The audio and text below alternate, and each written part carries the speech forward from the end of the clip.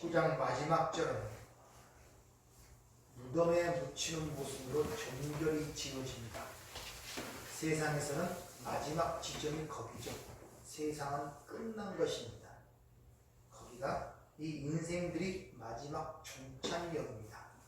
그런데 세상은 거기까지만 볼 수 있고 거기까지만 인식할 수가 있습니다. 그 후는 모르기 때문에 그래서 무덤을 만들어 놓는 거예요. 이 무덤이라는 문에메이온이라는 이 단어는 어떤 사물이나 인격체들을 회상하고 기억하기 위하여 만들어낸 기념물이에요. 그래서 죽은 사람과의 연관성을 갖기 위하여, 그를 기억하기 위하여 무덤을 만들어 놓는 거예요. 그것마저 없으면 기억에서 사라지거든요. 사람들은 그것이 싫어서 될 수 있으면 그런 기념물을 크게 만들죠. 기억하게 만들도록. 잠시 이 땅에 와서 살아있는 흔적을 남기기 위하여 세상 사람들이 오로지 힘을 쓰는 것이 바로 그 무덤입니다. 그래서 니고데모가 바로 100근 정도의 몰약과 침량을 가져 나왔다는 것은 그를 왕처럼 장사하려고 했죠. 무덤에 의하여 기억하려고.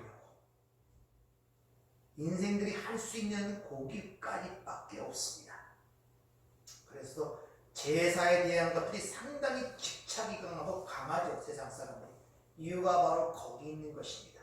그러나 오늘 20장부터 시작된 그 무덤에서 어떤 일이 일어나는가를 잘 여러분들이 보셔야 돼요. 그리고 그걸 통하여 우리에게 가르치는 하나님의 메시지를 잘 알아먹어야지 여러분들이 죽음에 대한 두려움과 공포를 갖지 아니할 수 있다는 것을 여러분들이 아셔야 됩니다. 오늘 먼저 본문 말씀을 잘 보세요. 1절부터 10절까지 무덤이라는 단어가 7번 나와요. 7번. 그것은 일곱이라는 쉐바라는 이 단어는 다시 말하면 완성과 성취란 말입니다. 이 땅에서 모든 마지막 완성과 성취는 무덤으로 끝난다는 것을 우리에게 상징적으로 지금 보여주고 있다는 것입니다. 그래서 무덤을 강조하는 거예요. 거기서 어떤 새로운 일이 일어나는가를 지금 강조해 보여주기 위해서 무덤이라는 단어가 반복하여 7번이나 계속 나오는 것을 볼 수 있습니다.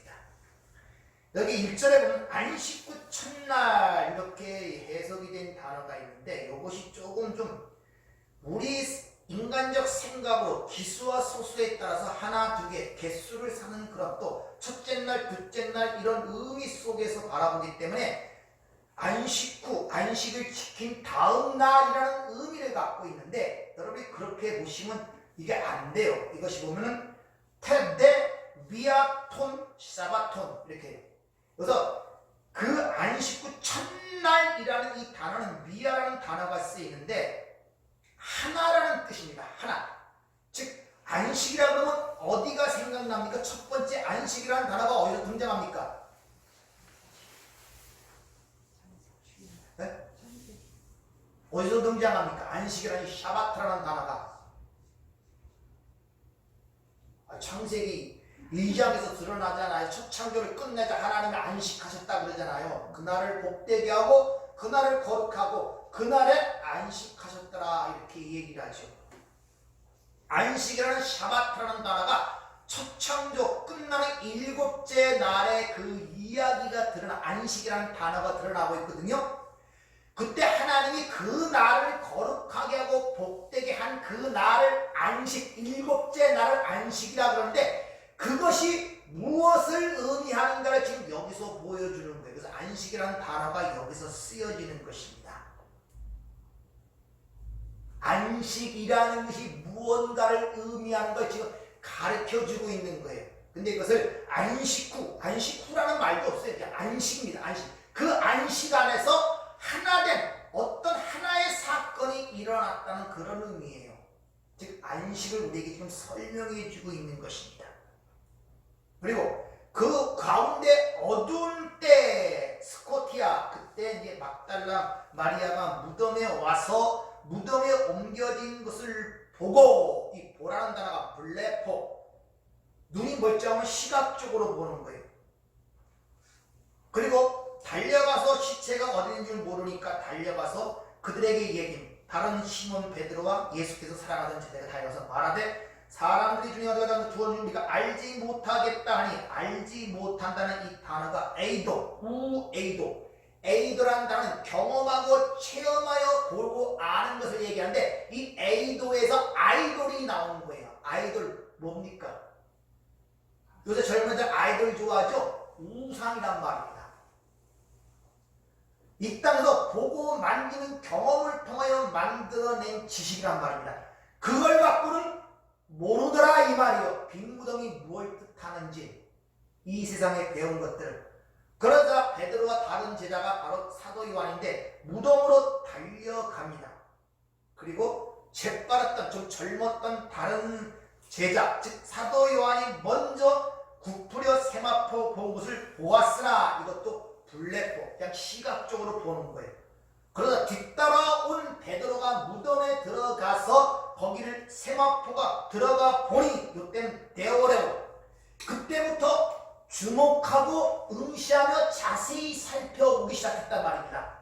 베드로가 들어가서 그랬더니 세마포가 놓였고 옛날 그 시체들을 보면 붕대로 둥둥둥둥 싸죠. 다 감고 머리에 수건으로 돌렸다 그래요. 근데 세마포 모습이 거기서 사람만 빠져나온 것처럼 그 자리에 고대로 있고 사람 몸만 없는 거예요. 지금 상태가. 그런다 보니까 이 머리에 써있던 수건은 따로 그 장소가 아니라 따로 누가 사람이 개어 놓은 것처럼 다른 장소에 그 수건을 개어 놓았다는 것을 지금 베드로가 봤단 말입니다. 이것을 조금 신경 써서 주목해서 보는 상태란 말입니다. 근데 이거 갖고도 안 돼요. 이거 갖고도. 그런데 그걸 쭉 가서 그때 무덤에 먼저 갔던 다른 데서 들어가 보고 믿었더라 이거죠. 여기서도 보다는 단어가 에이도, 과거 완료. 니들이 그 전에 알던 식으로 알았다 이 말이에요. 그러니까 그렇게 보고 믿은 그 믿음이 성경이 말하는 진정한 믿음이었겠다는 것이죠. 아니란 말입니다. 여기 우리 수준이에요. 빈무덤을 보긴 봤는데 이게 뭘 의미하는지 몰라요. 자세히 봤는데 여러 가지 흔적이 있어요. 세마포도 놓여있고 수건은 따로 놓여있고. 근데 그것이 뭔지를 전혀 감지를 못한단 말입니다. 그런데도 보고 믿었더라. 자기가 그 전에 이 땅에서 배우고 경험한 자기 생각으로서 그것을 보고 그런 식으로 믿었더라. 이렇게 지금 오늘 종결이 지고 있는데 그렇게 되니까 결국 마지막 시절에 그냥 집으로 돌아가 버려요. 본 것이 아무런 소용이 없어요. 집으로 가게 되더란 말입니다. 다시 원위치 되더라 이 말입니다. 이런 사전적 배경을 갖고 오늘 말씀을 한번 생각해 보도록 하겠습니다. 본문 말씀 좀 읽어보셨습니까? 한 10번 정도 읽어보세요. 그래야 하나님을 사모하는 마음이 있으면 딱 걸려듭니다. 읽을 때. 그냥 보지 말고. 하나하나 다 하나님께서 어떤 걸 우리에게 가르치기 때문에 그렇단 말입니다. 자, 안식이라는 이 단어는 이스라엘 백성들이 출애굽해서 율법, 시내산에서 율법으로 주어진 것이 안식일이 아닙니다. 이미 그 율법이 주어지기 전에도 안식일을 지켰음을 출애굽기 16장은 얘기하고 있어요. 즉 창조 때부터 이미 안식일이 있었다는 것을 여러분들이 아셔야 돼요. 율법이 아니에요. 안식은. 그러니까 어느 한 날을 지정하여 그거를 지키는 것을 안식이라 그러지 않습니다. 자, 아리마다 사람과 니고데모가 주님을 그 와중에서 왕처럼 제사 지내서 그 샘물, 새 무덤에 그를 갖다 두는 모습으로 전장이 끝나는 가운데 있습니다. 그런데 거기서 끝난 것이 아니라 거기서 안식 후 첫날 바로 거기서 시체가 없어지는 사건이 거기서 일어나요. 거기서는 아직 부활이란 말이 잘 나타나지 않죠. 부활이 뭔지도 모르니까. 그래서 우리 개혁교회, 지금 우리 기독교는 그렇게 무덤에 있는 시체, 그 예수를 믿는 그 날, 날을 우리가 주일로 섬기는 것이 아니라 바로 시체가 없는 무덤의 그날을 주의 날로 섬기고 있는 것입니다. 그걸 주일이라고 해요. 다른 말로 주의 날. 그래서 요한계시록 이 역사가 그러나 하나님의 구원의 역사 전체를 하나의 주의 날, 성령의 감동하심을 받아 역사를 적어놓은 것이 요한계시록이란 말입니다. 따라서 저와 여러분은 오늘 주의 날에 나와서 그 하늘의 것들을 오늘 누리는 날이 오늘 주의 날이에요.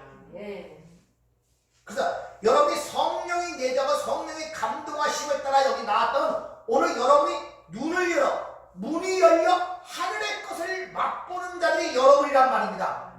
그리고 그 생수를 마시고 그 생명의 떡을 먹고 나가 이 어둠의 무덤 속에 들어가 그들에게 그 생명의 떡을 전해서 살려내는 일이 나머지 한 주간이란 말입니다. 이게 오늘 신약시대의 우리의 기독교의 삶의 모습이에요. 자, 이런 지식을 갖고 그런데 왜 무덤에서 사흘 만에 부활했느냐라는 질문으로부터 한번 생각을 한번 해보자 이 말이에요. 이틀도 아니고 나흘도 아니고 왜 3일이에요? 이런 질문을 갖고 한번 오늘 이 말씀을 한번 생각해 보도록 하겠습니다. 자, 딴 데 병의 구절 어떤 일이 있었는가 먼저 한번 마태복음 12장 38절에 보면 주님이 공생애 동안 행한 모든 여러 가지 기적과 이적에 대한 이야기가 거기서 나옵니다. 그때 서기관과 바리새인 중 몇 사람이 말하되 선생님이여 우리에게 표적 보여주시기를 원하나이다. 예수께서 대답하여 이르시되 악하고 음란한 세대가 표적을 구하나 선지자 요나의 표적밖에는 보일 표적이 없느니라. 요나가 밤낮 사흘 동안 큰 물고기 뱃속에 있었던 것 같이 인자도 밤낮 사흘 동안 땅속에 있으리라. 자, 주님이 자기가 지금 땅속에 3일, 사흘이 있는 그 사건을 구약의 요나가 물고기 뱃속, 요나서 2장에 가면 그걸 스올의 뱃속이라고 해. 스올, 지옥의 뱃속. 그러니까 물고기의 뱃속, 지옥의 뱃속에 사흘 동안 있는 그 사건과 연관시켜 내가 사흘 만에 부활하리라 이렇게 말씀을 하고 있어요.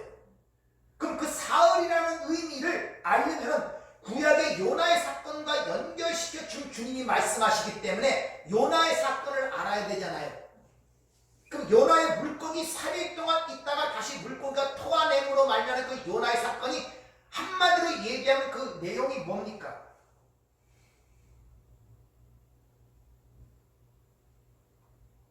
그 뭔 얘기하고 듣겠어요? 여기? 요나의 얘기가. 제가 수요 공부 시간에 얘기했죠. 성경은 예수 그리스도의 십자가로 말미암는 구원의 얘기는 다른 것이 없다고. 모든 사건을 볼 때 거기에 집어넣어서 보시면 다 이해가 돼요. 거기에 바다가 있고 풍랑이 일고 배 가운데 여러 이방인들과 요나가 타 있어요. 근데 풍랑이 일어서 배가 침몰되는 그런 하나님의 진노 가운데 있는 멸망 직전에 요나가 바다에 던져짐으로 말미암아 나머지 이방인들이 살아나는 모습을 그리고 있단 말입니다. 즉 구속, 구원의 이야기를 요나가 지금 얘기하고 있는 게 요나서예요. 룻기서도 마찬가지고 아니 모든 성경이 다 그 이야기란 말입니다. 그러니까 요나가 사흘 밤낮을 물고기 뱃속 즉 수월 지옥의 뱃속에 있음으로 있었다가 살아남으로 말미암아 죽어야 할 다른 이방인들이 살아나는 이야기가 요나의 이야기란 말입니다. 개인적으로 보면 하나님의 말씀에 불순종하여 니느웨로 가라 했더니 다시스로 도망가다가 물고기 속에 빠진 거 아닙니까? 개인적으로 보면 하나님 말씀에 불순종하여 죽었다가 다시 물고기 뱃속에서 순종하는 자로 태어나는 새 사람으로 태어나는 모습이 개인적 요나의 또 모습이란 말입니다. 개인적 구원의 모습인 동시에 하나님의 구속의 역사가 요나서를 통해서 우리에게 가르치고 있는 거예요. 지금 그 이야기가 요나의 이야기란 말입니다. 근데 요나가 그 사흘간 고기 뱃속 즉 지옥 속에 있었다고 얘기를 하고 있단 말입니다. 그러면서 요나의 표적 외에 다른 표적을 보일 표적이 없다는 것입니다. 이게 보이다는 단어가 이것이 블랙홀, 어떤 시각적으로 보는 디도미. 내가 너에게 준 표적은, 너에게 내가 하사하고 준 표적은 요나의 표적밖에 없다. 그러니까 예수님이 행하신 모든 표적은 다 뭘 얘기하는 것이다? 십자가로 말미암은 구원의 이야기를 담고 있는 거예요. 오병의 기적이나 소경의 눈을 뜨는 기적이나 안진뱅이라는 기적이나 무리를 걷는 기적이나 죽은 나사로가 살아나는 기적이나 그 모든 기적, 아니 구약의 모든 기적, 노아의 홍수라든지 소돔과 고모라 땅의 그 사건이라든지 또 홍해를 가르는 사건이라든지 광야의 사건이라든지 요단강 사건, 모든 하나님이 이 땅에서 주어진 모든 표적과 기적과 이적들은 다 뭐에 대한 이야기다? 십자가로 말미암은 구원의 이야기라고 얘기를 하고 있는 거예요.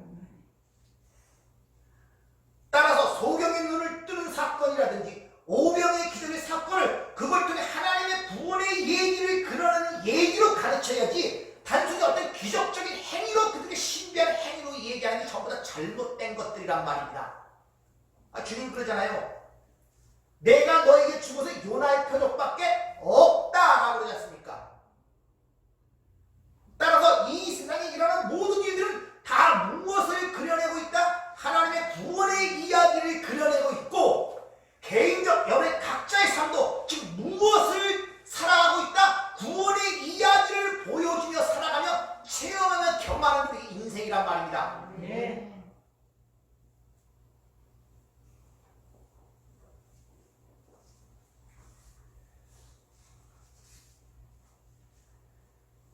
그래서 이 사흘이라는 단어를 성경에 구약에 많은데, 바로에게 가서 모세가 우리가 사흘길을 가서 하나님께 예배를 해야 되니까 우리를 놓아달라는 말은 왜 사흘길이에요? 나흘길도 될 수 있고 하루길도 될 수 있는데,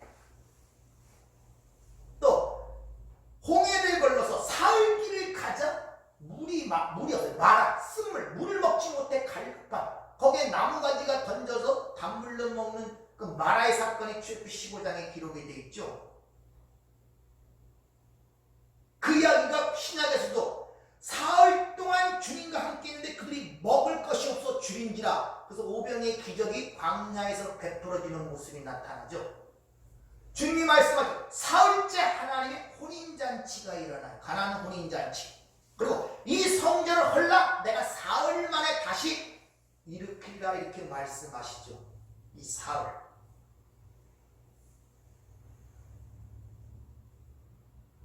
그러면 이 사흘, 주님이 그러니까 지옥에 가서 그 물고기 뱃속에 요나가 있었던 것처럼, 요나서 2장을 읽어보셨습니까?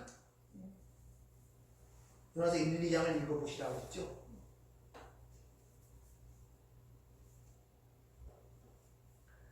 아무리 얘기를 해도 여러분이 사전적 지식이 없고 그게 깔려있지 않으면 못 알아. 뭔지도 몰라요. 생소한데 요나를 얘기해봤자 그 얘기 같죠. 그래서 요나 2장을, 요나가 물고기 배에 있어서 뭘 하는가가 2장에 기록되어 있잖아요. 그 스몰에 빠져서. 그래서 읽어보라고 한 건데, 주님이 그 지옥에 3일 동안 가서 3일 동안 무엇을 하고 있었냐면 어떤 것을 회복시키고 있었다는 거예요. 그래서 거기 들어간 거예요.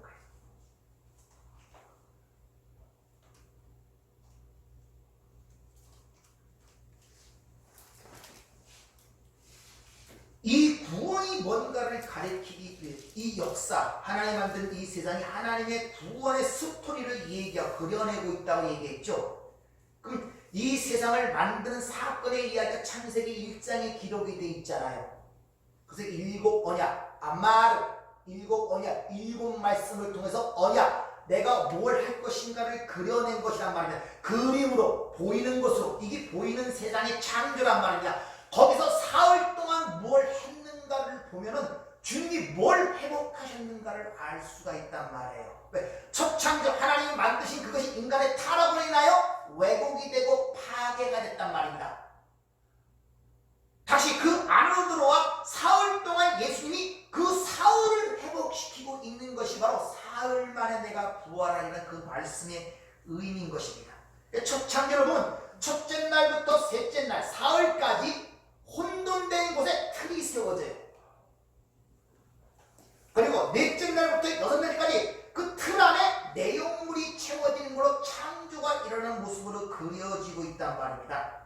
즉 첫 번째 사흘째까지 넷째 날, 셋째 날까지는 하나님의 나라는 틀이 세워지고 넷째 날부터 여섯째 날까지는 그 하나님 나라에 채워질 하나님 나라의 피조물들이 거기서 그려지고 있는 것이 첫 창조의 모습이란 말입니다. 이것이 보이는 세상을 통하여 구원이 뭔가를 가르쳐주고 있단 말입니다. 그래서 요한복음 1장에 그것이 그대로 반복돼요. 이튿날, 이튿날, 이튿날, 사흘째 되던 날 혼인잔치가 일어나잖아요. 완성이 일어나잖아요. 그래서 창세기 1장의 내용을 요한복음 1, 2장을 모르면 절대 해석이 되질 않아요. 그 창조의 얘기가 뭘 얘기를 하는지. 인간의 타락으로 말미암아 하나님의 나라가 파괴돼. 그 상징적 의미가 하나님이 그들에게 주어진 창설, 그들을 위해 만들어진 에덴 동산에서 타락이 일어나면 그들이 쫓겨나죠. 하나님 나라가 무너지는 거예요. 바로 첫째 날부터 셋째 날까지 틀을 세운 그 틀이 인간의 타락으로 반역으로 말미암아 바라바처럼 밀란으로 인하여 그것이 파괴가 됐단 말입니다. 그래서 에덴 동산은 쫓겨나는 모습으로 그려지는 거예요. 그리고 화영검을 들고 인간의 힘으로 들어올 수 없는 주님이 그곳에 들어가 바로 스올 지옥의 뱃속에 들어가서 거기서 바로 인간에 의해 파괴된 하나님의 나라를 다시 세우는 형국으로 사흘간 있는 거예요. 무너진 그 하나님의 틀을 다시 세우는 거란 말입니다. 그리고 그렇게 틀이 세운 다음에 그 안에 내용물이 창조되는 모습은 어떻게 되느냐, 내가 가서 또 다른 보혜사 성령으로 그 안에 들어와 새롭게 창조하는 모습이 바로 새 사람이고 하나님 새 하늘과 새 땅의 이야기를 그리고 있단 말입니다. 그래서 주님은 새 부대 새 수를 채운다는 말로 그렇게 우리에게 일러주시는 것을 볼 수 있죠. 이렇게 하나님에 의하여 일장을 보면 하나님의 틀이 세워지고 하나님에 의하여 하나님 그런 피조물들이 넷째 날, 다섯째 날, 여섯째 날에 순서로 잘 채워져서 그렇게 조화롭게 된 상태를 안식이라 그러는 것입니다. 그 상태, 그 위치에 그대로, 그걸 지금으로 말하면 예배라고 얘기를 하는 거예요. 질서를 갖고 있단 말입니다. 그래서 첫째 날하고 넷째 날하고 짝을 이루고 둘째 날하고 다섯째 날하고 짝을 이루고 셋째 날하고 여섯째 날하고 짝을 이루고 있는 거예요. 창세기 1장에 보면은 그렇게 그 질서 가운데, 세우신 질서 가운데 하나님과의 관계, 그 안식 속에 있어야 하고 예배할 가운데 있는 그 상태, 뱀의 유혹으로 인하여 그 질서가 깨어지죠. 내가 하나님처럼 되리라. 즉 자기에게 주어졌던 위치와 신분을 지키지 못하고 거기서 떨어진 거예요. 그래서 그 나라가 틀이 깨어졌단 말입니다. 즉 자기의 주어진 위치를 벗어나서 자기가 하나님처럼 되보겠다는 것이 인간의 타락이니까, 가정도 마찬가지로 아버지는 아버지의 위치, 아내는 아내의 위치, 학생은 학생의 위치, 아들은 아들의 위치, 제 위치와 신분을 인식하고 제자리에 있을 때 그 가정이 평화로운 거예요. 그 위치를 떠나면 절대 불안해요. 학생은 학생의 위치에서 일을 할 때 가장 마음이 편합니다. 몸은 힘들지 모르지만 공부하는 학생의 위치가 자기 신분과 위치를 떠나서 엉뚱한 일을 하면 자기 스스로 그 일을 할지라도 마음은 항상 불안해요. 왜? 자기의 있던 위치가 아니기 때문에. 그 질서를 코스모스라고 하는 것입니다. 이제 인간을 깨져버린 거예요. 그걸 타락, 죄라고 하는데, 그래서 유다서 1장 6절을 보면 또 자기 지위를 지키지 아니하고 자기 초소를 떠난 천사들을 큰 날의 심판까지 영원한 결박으로 흑암에 가두셨으며, 자기 위치와 신분을 떠난 그 천사들을 영원한 흑암의 결박으로 가두셨다는 거예요. 그 안에 누가 있냐? 인간이 있단 말입니다. 왜? 그 마귀의 말을 듣고 거기에 추종하여 그들의 종이 됐기 때문에. 이것이 이 세상의 지금 현실이에요. 그래서 이 세상을 필라케, 무덤이라고 하는 것입니다. 그 여러분들이 이 세상에서 세상에 속한 자가 아니라 불러냄을 받은 사람은 세상이 무덤으로 보여야 돼요.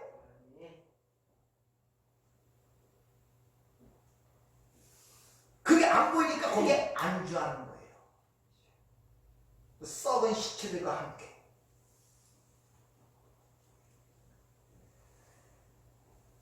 이렇게 하나님에 의하여 안식을 누려야 할 그들이 타락함으로 말해 안식이 하나님 나라가 깨어져 버린 것입니다. 그래서 그 이후에 이 세상의 상태를 에레미야는 이렇게 얘기를 합니다. 에레미야 4장 22절. 내 백성은 나를 알지 못하는 어리석은 자여 지각이 없는 미련한 자식이라. 악을 행하기에는 지각이 있으나 선을 행하기에는 무지하도다. 보라 내가 땅을 본즉 혼돈하고 토 공허하며 보우 하늘에 빛이 없으며 호세크 그가 토, 보우, 호세크 다 어디 나온 단어입니까? 창세기 1장 2절에 나오는 단어. 땅이 혼돈하고 공허하고 흑암이 깊음이 있고 그 상태가 지금 이 세상의 상태였기 때문에 주님 탄생 시에 얘기하기를 사망의 그늘 앉은 자들에게 흑암의 그늘에 앉은 자들에게 빛이 비추었도다 이렇게 얘기를 하고 있는 것이고 요한복음 1장 시작할 때 그 안에 생명이 있으니 이 생명은 사람들의 빛이라 그러는 거예요. 그리고 그 빛이 어둠을 비추되 어둠이 깨닫지 못하더라 이렇게 요한복음 1장이 시작하거든요. 창세기 1장의 그 내용이 그대로 다시 반복되어 우리에게 영적 의미가 무엇인가를 가르치는 게 요한복음 1장이란 말이에요. 그래서 태초에 말씀으로 시작하는 것입니다.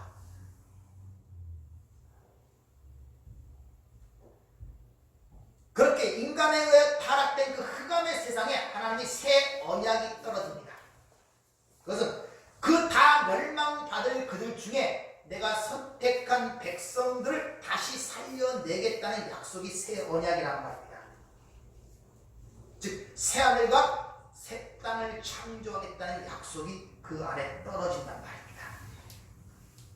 그것이 창세기 1장의 첫 창조의 하나님의 말씀, 7말씀 속에 그대로 늘어나요. 그것이 뭘 의미하는가를 주님이 십자가상에서 7마디를 통하여 내가 여기서 죽는 것은 바로 그것을 이루기 위함이다. 십자가상의 7마디란 말입니다. 괜히 쓸데없는 말을 한 것이 아니라 그래서 십자가상의 7마디라 내가 목마르다 저들의 죄를 용서하여 주시옵소서 내 아들이니다 당신의 아들이니다 내 영혼을 받으소서 나를 어찌하여 버리시나이까 그런 것들이 그런데 첫 번째 창조는 하나님의 말씀으로 창조해냈는데 두 번째 이 새 창조는 첫 창조와 다른 점이 뭐냐면 하나님의 독생자 예수 그리스도의 죽음과 부활에 의하여 만들어지는 새로운 세상임을 우리에게 주어지는 것입니다. 이걸 새 언약이라고 하는 것입니다. 두 번째는 영원히 멸망하지 않을 세상 다시 창조될 세상이 없는 그런 의미에서 새 창조 그것은 신의 죽음 하나님의 아들의 죽음을 통하여 만들어지는 세상임을 얘기하고 있다는 것이죠.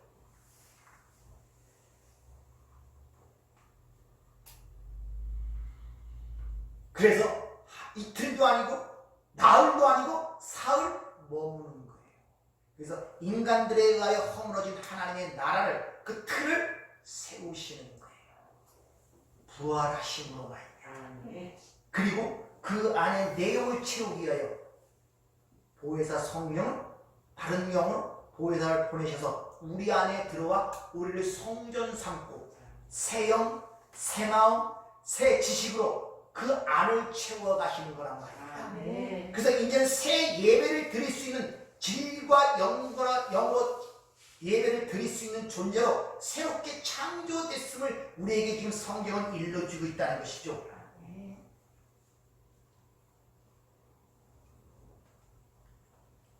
이렇게 예수 그리스도의 십자가의 죽으심으로 말미암아 파괴되었던 하나님 나라가 완성됨으로 말미암아 우리에게 새로운 안식이 찾아온 거예요.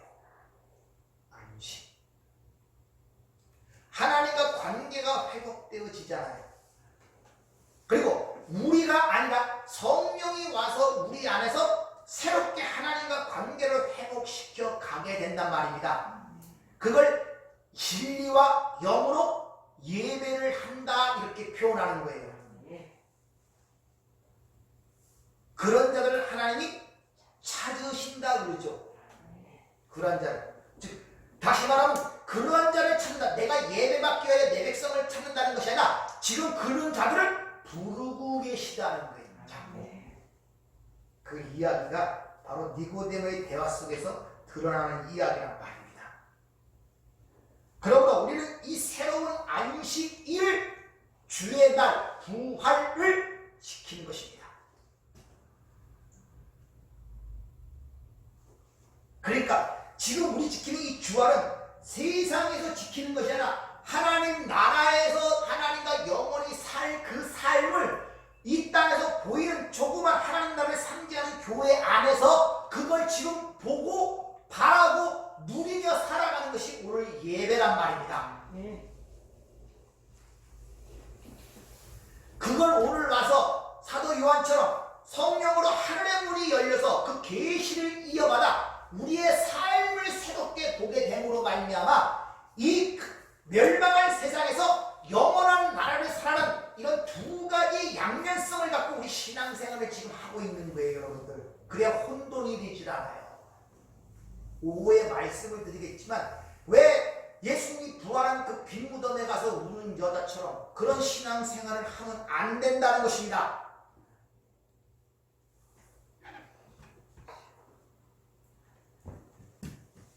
그래서 그걸 가리키기 위해서 예수님이 십자가에 죽으시자 이 보이는 세상에서 이상한 일들이 일어났음을 다른 복음서는 기록하고 있습니다. 요한복음의 주제는 예수가 하나님이라는 사실에 관점이 있기 때문에 이 땅에서 일어난 일들에 대해서 별로 기록하지 않습니다. 그래서 수많은 기적과 이적 속에서 7가지만 선택하여 선별된 표적만 기록하고 있죠. 그런데 다른 복음서에는 그 하나님 예수가 이 땅에서 십자가에 죽으시고 죽었을 때 어떤 일이 일어났는가를 보여주고 있어요. 그걸 통해서 어떤 일이 일어났는가를 한번 잘 들어보세요. 마태복음 27장 50절부터 한번 보도록 하겠습니다. 예수께서 다시 크게 소리 지르시고 영혼이 떠나시니라. 이에 성소 휘장이 위로부터 아래까지 찢어져 돌이 되고 땅이 진동하며 바위가 터지고 무덤들이 열리며 자던 성도의 몸이 많이 일어나되 예수의 부활 후에 그들이 무덤에서 나와서 거룩한 성에 들어가 많은 사람에게 보이니라. 자, 예수님이 죽어지자 3가지 현상이 일어납니다. 우선 휘장이 위로부터 아래까지 찢어져 둘이 됐다는 거예요. 휘장은 지난주에 말씀드린 것처럼 성소와 지성소를 가르고 지성소에 하나님이 임재하는 곳에 들어가야 생명을 넣는데 거긴 지원이 들어가지 못하는 그 가림막, 덮개가 있는 곳과 없는 곳을 구별하는 그 의미가 휘장이란 말입니다. 구약으로 말하면 두루도는 화영검을 두었단 말입니다. 그래서 거기 있던 천사들이 그 휘장의 양옆에 그려 있는 거예요. 근데 그 휘장이 위로부터 아포 아노땐은 거듭난다는 그 단어와 똑같은 단어, 위로부터 아래로 찢어져 둘이 된 것입니다. 짝을 이루기 시작한 거예요. 창세기 1장에 보면 물이 윗물과 아랫물을 나눠버리죠.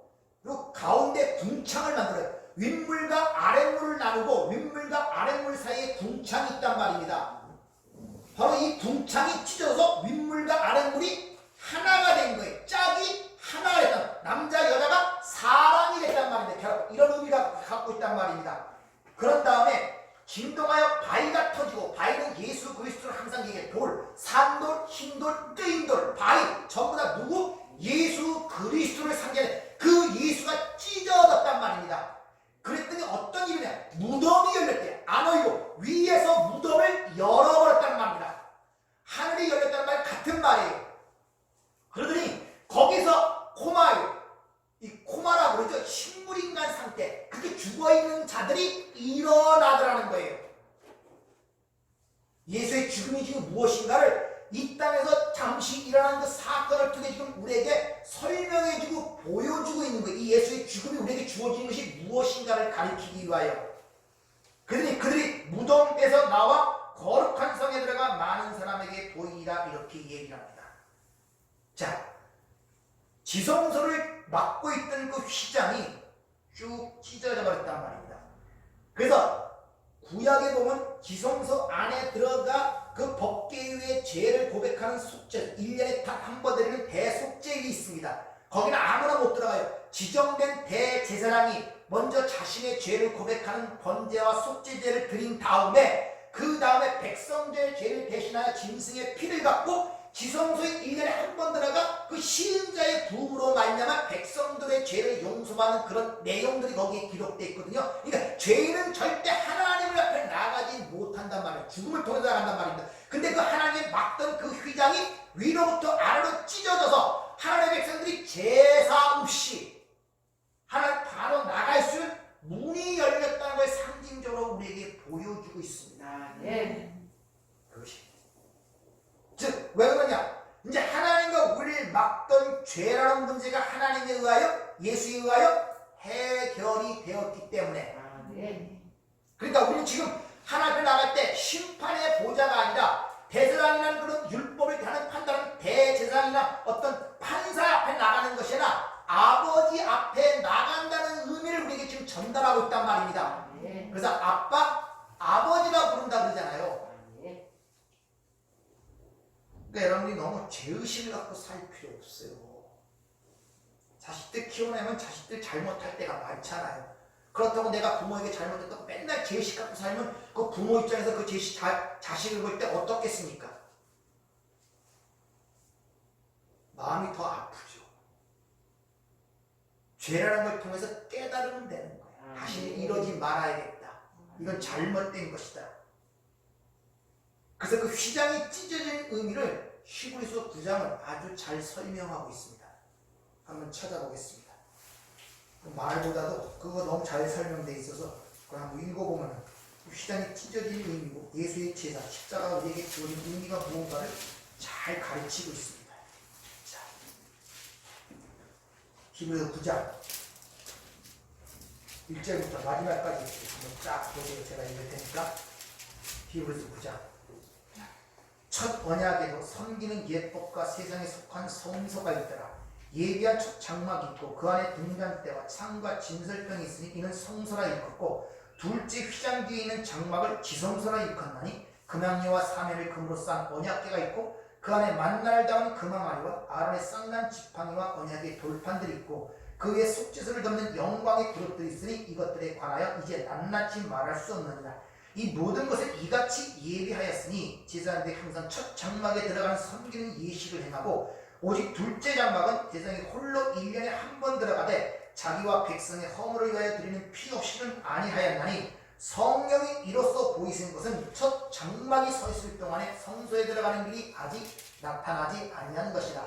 이 장막은 현재까지 비용이 이를 따라 드리는 예물과 제사는 섬기는 자를 그 양심상 온전케 할 수 없나니 이런 것은 먹는 것과 마시는 것과 여러 가지 씻는 것과 함께 육체의 예법일 뿐이며 기억할 때까지 맡겨둔 것이라. 그리스도께서는 장래 좋은 일의 대제사장으로 오사 손으로 짓지 아니한 것 곧 이 창조에 속하지 아니한 더 크고 온전한 장막으로 말미암아 염소와 송아지의 피로 하지 아니하고 오직 자기의 피로 영원한 속죄를 이루사 단번에 성소에 들어가셨느니라. 염소와 황소의 피와 및 암송아지의 죄를 부정한 자에게 뿌려 그 육체를 정결하여 거룩하게 하거든 하물며 영원하신 성령으로 말미암아 흠없는 자기를 하나님께 드린 그리스도의 피가 어찌 너희 양심을 죽은 행실로 깨끗하게 하고 살아계신 하나님을 섬기게 하지 못하겠느냐. 이로 말미암아 그는 새 언약의 중보자이시니 이는 새 언약 때 범한 죄에서 속량하시려고 주구사 부르심을 입은 자로 하여금 영원한 기업의 약속을 얻게 하려 하시니라. 유언은 유언한 자가 죽어야 되나니 유언은 그 사람이 죽은 후에야 유효한즉 유언한 자가 살아있는 동안에는 효력이 없느니라. 이러므로 첫 언약도 피 없이 세운 것이 아니니 모세가 율법대로 모든 계명을 온 백성에게 말한 뒤 송아지와 염소의 피 및 물과 붉은 양털과 우슬초를 취하여 그 두루마기와 온 백성에게 뿌리며 이런 하나님이 너희에게 명하신 언약의 피라고 또한 이와 같이 피를 장막과 섬기는 일에 쓰는 모든 그릇에 뿌렸느니라. 율법을 따라 거의 모든 물건이 피로써 정결케 되나니 피 흘림이 없는즉 사함이 없느니라. 그러므로 하늘에 있는 것들의 모형은 이런 것들로 정결하게 할 필요가 있었으나 하늘에 있는 그것들은 이런 것들보다 더 좋은 제물로 할지니라. 그리스도께서 찬 것의 그림자인 손으로 만든 성소에 들어가지 아니하시고 바로 그 하늘에 들어가사 이제 우리를 위하여 하나님 앞에 나타나시고 제사장이 해마다 다른 것의 피로써 성소에 들어가는 것 같이 자주 자기를 드리려고 하지 아니하실지니 그리하면 그가 세상이 창조하실 때부터 자주 고난을 받았사일 것이로되 이제 자기를 단번에 제물로 드려 죄를 없이 하시려고 세상 끝에 나타나셨느니라. 한번 죽는 것은 사람에게 정해진 것이요 그 후에 심판이 있으리니 이와 같이 그리스도 많은 사람의 죄를 담당하시려고 단번에 들이신 바 되셨고 구원에 이르게 하기 위하여 죄와 상관없이 자기를 바라는 자들에게 두 번째 나타나시느니라. 네. 이걸 바로 예수님의 죽으심을 통하여 이루어진 일에 대한 설명을 지금 우리에게 일러주고 있단 말입니다. 이것이 휘장이 찢어진 이유란 말입니다. 첫 언약 때 그걸로 절대 양심상 인간을 깨끗하게 할 수 없다는 것입니다. 그 또 다른 제사장이 와서 이제 땅에 있는 지성소 들어가는 그런 모형적인 것이 아니라 하늘에 직접 들어갔다는 거예요. 그리고 10장에 보면은 그것이 자기가 제사장이 되어 제물도 자기를 제물 삼아 단번에 드림으로 말미암아 다시는 그런 제사가 없게 하도록 완성시켰다는 거예요. 그게 휘장이 찢어진 이유란 말입니다. 따라서 이제는 성소가 지성소, 성소 이곳이냐 저곳이냐 예루살렘에 있느냐 사마리아에 있느냐 그것이 아니라 우리가 성소가 되는 거예요. 그러니까 여러분이 예수 올 때 십자가의 정신으로 십자가의 삶을 사는 그곳이 바로 성전이고 성소 하나님의 나라란 말입니다. 네. 여러분 있는 곳이. 네. 그럼 우리는 보이는 것들에 의하여 얽매이지 않는다는 것을 아셔야 돼요. 예수님이 술 먹는 데 가 있으면 그렇다고 그 사람이 하나님의 아들이 아닙니까? 예수님이? 창녀라고 같이 있으면 그분이 하나님의 아들 아니에요? 여러분이 하나님의 백성이 되었고 하나님의 자녀가 되었습니다. 술집에 있으면 하나님 자녀 아닙니까? 하나님의 자녀입니다. 보이는 것, 장소, 위치 그것에 의하여 하나님의 자녀가 아닌가에 판단되는 것이 아니란 말입니다. 여러분 네. 자유함을 가지세요. 자유함. 네. 사소한 것에 의하여 내가 죄를 짓고 있다 그렇게 생각하시면 안 된다니까요. 내가 누구 집안의 가족이고 누구 집안의 자식이라는 것은 나와 상관없이 그렇게 된 거란 말입니다. 내가 그 집에 태어나고 싶고 그 집에 가족 아들이 된 것이 아니라 공부 잘한다고 아버지 아들 되는 것이 아니고 나쁜 일 한다고 아버지 아들 안 되는 것이 아니란 말입니다. 그러니까 자유함을 가지세요. 자유함. 그리고 두 번째는 땅이 진동하며 바위가 터졌다는 진동하고 터지는 사건이 요한계시록 7인이 떼어질 때 잘 나오죠. 즉 이 세상은 멸망되고 사라질 것임을 이 땅에서 그 땅이 진동하며 바위가 터지는 사건을 통해서 보여주고 있다는 것입니다. 즉 이 모든 첫 번째 것들은 하나님의 십자가의 죽으신 유명한 이 사람을 심판했단 말이에요. 그래서 이미 심판이 이루어진 것입니다. 그래서 예수를 믿지 않는 자들은 벌써 심판을 받은 것이라 이렇게 얘기를 하죠. 따라서 말세라는 것은 예수의 십자가에 죽으신 그때부터 말세지 어느 미래에 올 일이 아니란 말이에요. 그래서 마지막 때는 예수의 십자가에 죽으신 때부터 말세고 마지막 때이지는요. 따라서 이 세상에 살아나는 유일한 방법은 출애굽기 12장에 기록된 것처럼 어린 양의 유월절 피만을 의지하는 자만이 이 땅이 진동하고 멸망당한 세상에서 살아남는다는 것을 가르치고 있는 거예요. 이 죽음만이 거기서 구원받을 수 있다는 것입니다. 아멘.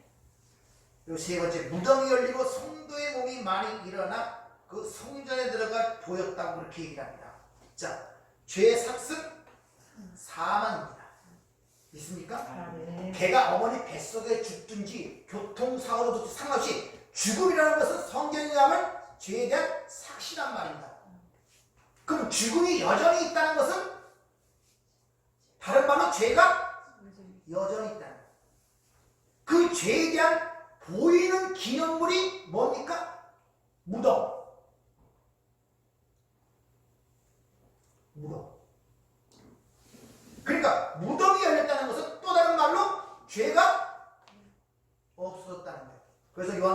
그럼 맨 마지막에 멸망당할 원수가 사망이라고 그러죠.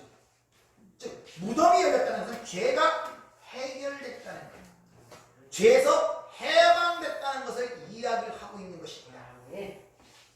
그래서 주님이 나사로 사건 마지막 7번째 표적을 통하여 구원이 뭔가를 명확하게 해주죠. 무덤 속에 들어가도록 내버려 두죠. 일부러 나사로가 병들었다는 말을 듣고 쫓아가는 것이 아니라 기다려요. 이틀 더 유하다가 죽어갖고 장사한 지 3일째 찾아갑니다. 그러니까 시체가 냄새가 나는데 거기 뭐하러 가냐고 그러죠. 근데 거기 가서 그를 무덤 속에서 불러냅니다. 그런 다음에 제일 먼저 풀어놓아 다니게 하라. 수건을 풀어놓아 다니게 하라. 묶여있던 율법에 의하여, 율법의 정죄에 의하여 묶여있던 것, 그걸 풀어놓아 죄에서 해방, 율법에서 해방이 된 사건을 수건을 풀어놓아 달라는 거예요. 그래서 세마포는 그대로 있는데 얼굴을 동였던 그 수건은 따로 한 곳에 나라져 개켜 있는 거예요. 의도적으로. 그것은 이미 하나님에 의하여 완성이 됐다는 걸 보여주기 위해서 일부러 그런 의도적으로 오늘 말씀 속에 그 내용이 나오는 이유가 거기 있단 말입니다. 따라서 우리가 이 어둠의 세상에 묻혀있지 않다는 사실을 잘 이해하셔야 돼요.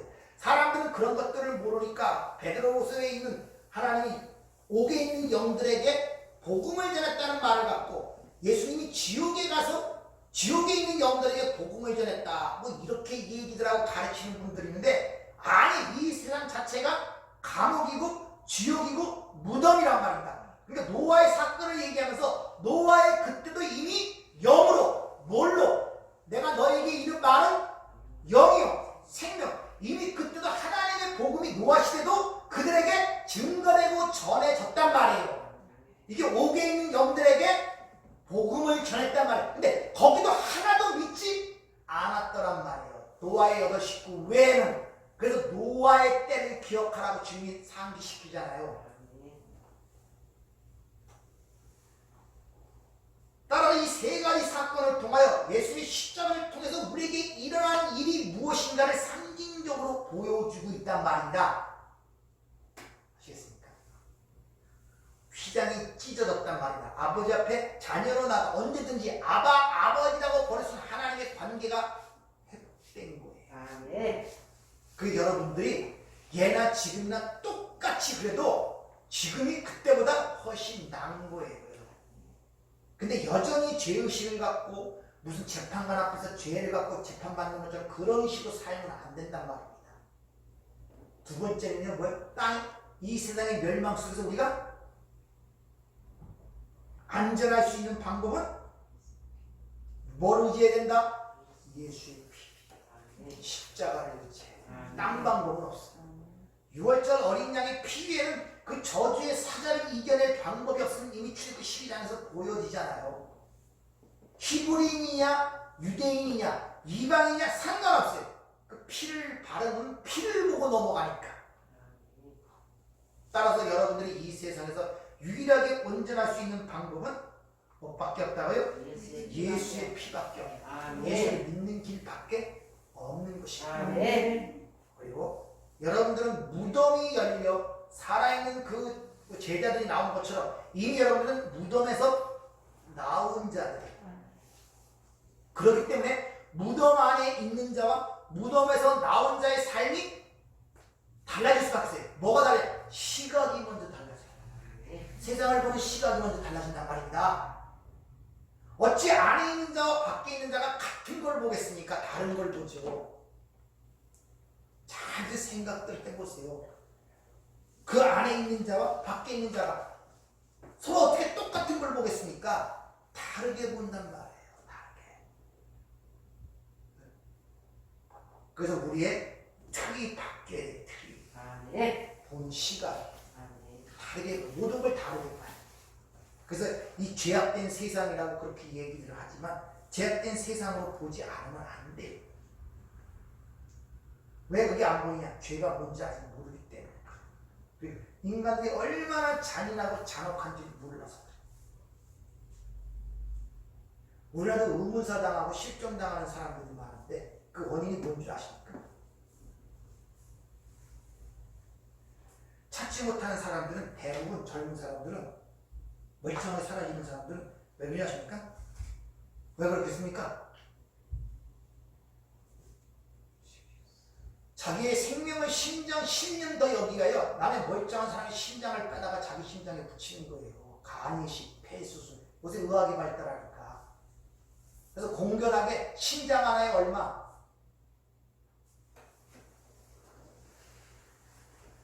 아십니까? 그래서 제3국에 필리핀에서 3국에 있는 사람들은 젊은 사람들이 몇날 없어져요. 없어요. 정답이. 나머지는 버리죠. 우리나라도 이 장기 기름값 때문에 얼마나 문제가 되죠. 겉으로 안 드러나서. 자기가 10년 더 살기 위해서, 자기가 좀 더 살기 위해서 돈 많은 부인들이 멀쩡한 못 사는 사람들의 젊은 청년들의 청년자들은 그 심장할 때 다 자기에다 붙인다니까. 지금 시대가 이 살만한 시대입니까? 소름 끼치지 않아요? 인간은 자기의 생명을 유지하기 위하여 어떤 이시라도 합니다.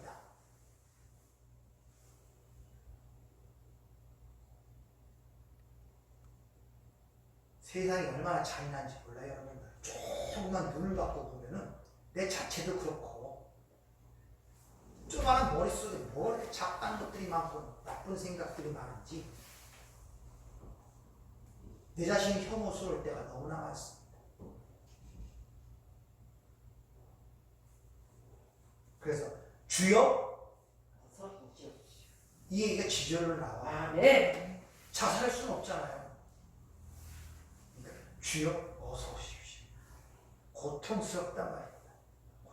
자꾸 눈이 열려 보이니까 내 자신이 싫고 세상이 싫고 힘든 거예요. 우리 삶 속에서라는 것이 다 그렇습니다. 우리 주 예수 그리스도께서 그런 것을 이 땅에 가르치기 위하여 오셔서 우리의 눈을 여시고 거기서 우리를 끌어내신 거예요. 거기서.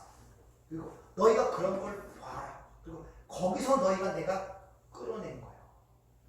그걸 알면은 역시 우리도 그들을 보고 안타까운 마음을 가져야 되잖아요. 불쌍히 여기는 마음을 가져야 되잖아요. 네. 그럴 때 여러분들의 삶이 새로운 삶으로 나아가는 것을 스스로 느낄 수가 있어요. 이 보이는 것들에 얽매이지 않고. 오늘 이 본문 말씀을 통해서 잘 기억하고, 예수님의 십자가의 사건은 이 지상에서 일어난 일들을 통하여 뭘 지금 얘기하고 있는가. 근데 이런 걸 깨닫지 못하니까 오후에 말씀드리겠지만 맨날 빈 무덤을 보고 우는 거예요. 예수님 어디 갔냐, 이런 식으로. 그럼 예수님이 그 무덤 속에 있으면 안 오겠습니까? 왜 죽었냐고 또 안 오겠습니까? 이런 일들을 반복하기 때문에 그런 사건들을 성경에 기록해놓고 우리에게 지금 일러주고 있다는 사실을 잘 기억하시길 바랍니다. 기도하겠습니다. 은혜롭고 자비로우신 아버지 하나님, 감사를 드립니다. 우리의 삶이라는 것이 참으로 하나님의 은혜가 없이는 나아갈 수가 없고 하나님의 사랑이 없이는 견딜 수가 없습니다. 아버지, 이 어려운 세상과 힘들고 고통스러운 세상 속에서 우리를 건져내시고 내가 너와 함께 그 길을 동행하면서 이제 이 세상이 어떤 세상임을 우리들이 알게 하시고 너희가 옛날에 어떤 사람을 우리가 알게 하심으로 말미암아 거기서 건져주신 그 하나님의 큰 은혜와 사랑을 깨닫게 하시고 그 은혜와 사랑을 오고 오는 세대에 전하기 위하여 오늘도 이 자리에 부르신 줄 믿습니다. 아버지, 우리의 삶에 능력을 주셔서 더욱더 새로운 삶으로 나아갈 수 있도록 저희들을 축복하여 주시옵소서. 예수님 이름으로 기도하옵나이다. 아멘.